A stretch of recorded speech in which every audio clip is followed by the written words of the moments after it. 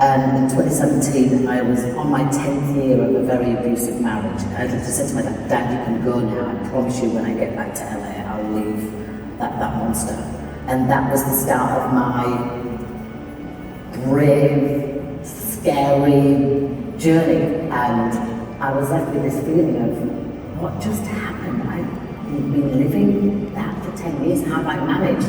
How have I coped? So I called my dear friend Louise Gann, who's an amazing writer, and I said, I think I want to write about what's happened to me. I don't quite know what's happened, I know it's not good. And I'm sure I'm not the only person that has been through this or going through this. And that's when I came up with the idea of Brutally Honest, and it's a book that speaks honestly about what has happened to me in those 10 years. Nobody wanted to release the book, nobody wanted to talk about abuse, nobody wanted to book me on radio or TV because that's something we don't talk about. The night before it was going to be published, I was like, I think this is going to ruin my career. Nobody's speaking about this stuff.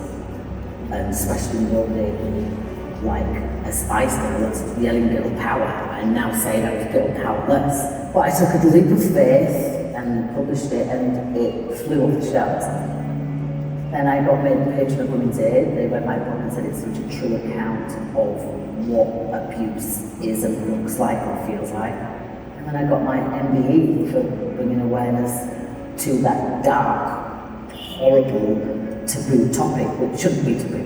I signed up to Leeds Beckett University. I was adamant to do this, to study and take a course on the trauma-informed care course, and it's amazing. It's hard work and a lot of information, and that has also been very healing for me, and also reminding me that how badly I did at school and how I can actually do much better now.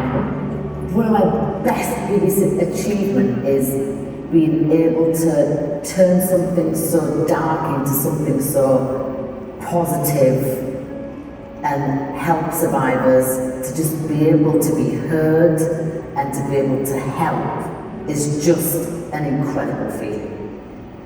To receive an honorary, I can't say it, it's so nerve-wracking for me, to receive an honorary degree from Leeds Beckett is like, it's mind-blowing to me. It's like, what emotion do you want me to pluck? Because there's so many emotions. My dad would be so proud. My dad would be so, I mean, I'm proud, but I'm kind of speechless.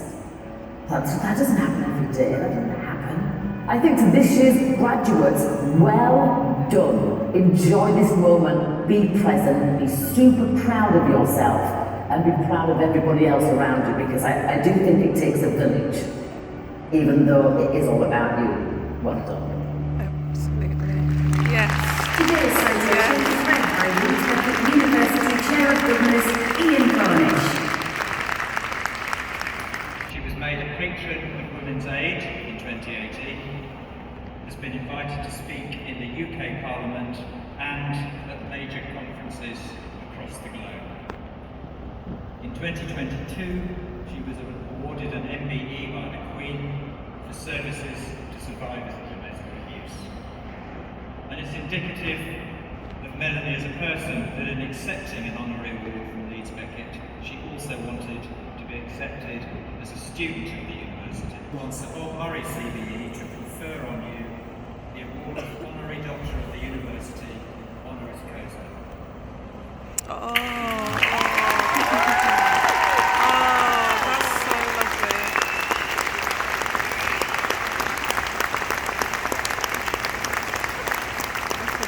Oh, look at that. Yes.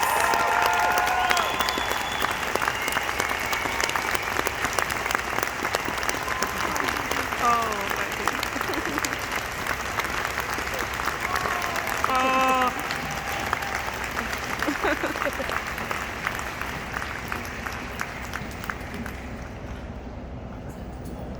I do like your print tie, I just have to say. Okay. Chancellor, Chair of Governors, Vice Chancellor, graduates and guests. Wow. Nobody else was crying all day today, and I have to be the one that cries. My gosh. I don't think anyone in this room can quite comprehend why I'm here. No, I'll tell you. Can quite comprehend the huge honour it is for me to be receiving this today. In my life, I've been to many, many different places and done many extraordinary things. But being here today as a graduate of Leeds University is honestly such a massive achievement for me. I can't recall. I'm going to get it together. A massive achievement for me. And I'm really nervous too. I can perform on Wembley Stadium, but being here in front of all you lot is really nerve-wracking, by the way. Really nerve-wracking.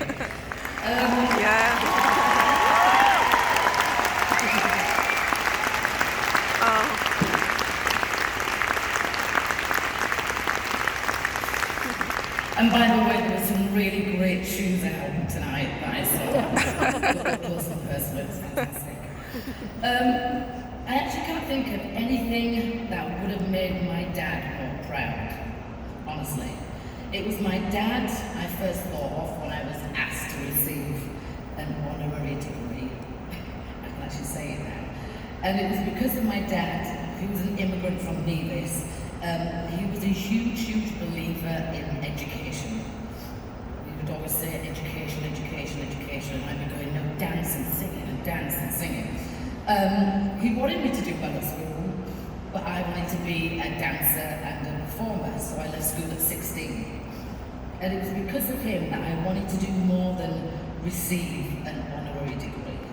And it was because of the incredible people at Leeds Beckett, from Jackie Holden to Brian Walker, who I had to do my whole presentation in front of. She's got a great poker face.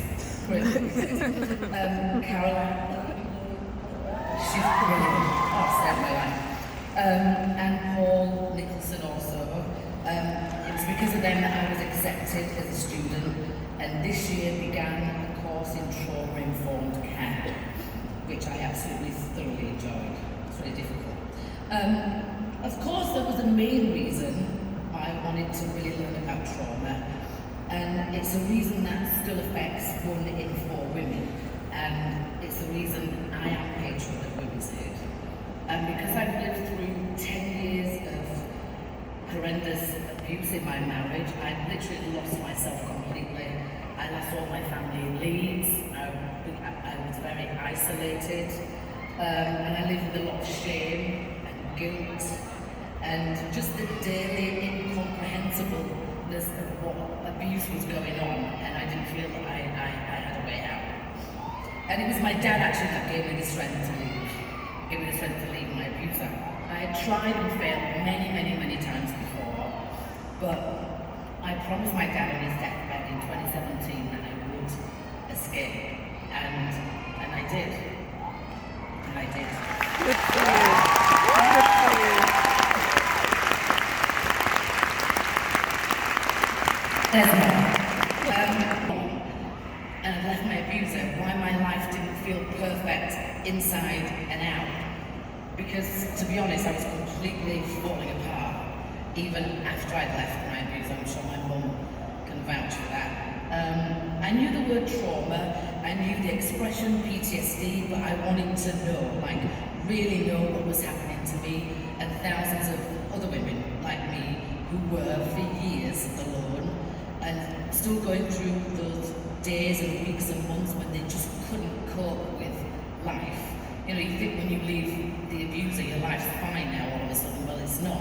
You have to go on another, dive into yourself and figure out what trauma stuck, and I'm going off script. I'll stick to it. So I never really listened to my dad about school when I was a kid. But I always remembered how much my dad really loved and valued education. So basically, to understand yourself, you have to understand the world around you. And to understand what has happened to you, you need to understand the impact it has literally had, because it's not going to go away. And I really wanted to understand that. And I wanted to learn, and I wanted to go back to school, but in the adult way, college, which I never thought I was going to be accepted, but I did. And Leeds Beckett gave me that opportunity and that gift. Walking through those doors as a student, it feels a bit like this. It's really scary, nervous. It was really, I was very nervous. It's quite frightening. guess in a good way, because out of everything I've done, it really has changed my life. And I passed, by the way. Yay.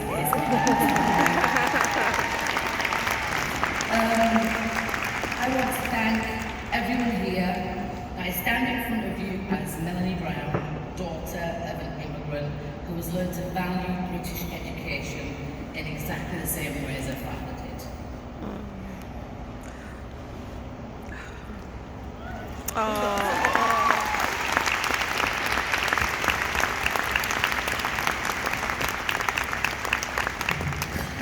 Prepared to cry. So I'm gonna make sure it's in an even bigger frame. So that's the first thing you see as you walk in my house. And my student pass, which I know I didn't put on my Instagram, but I forgot to blur out the student ID number. Sorry.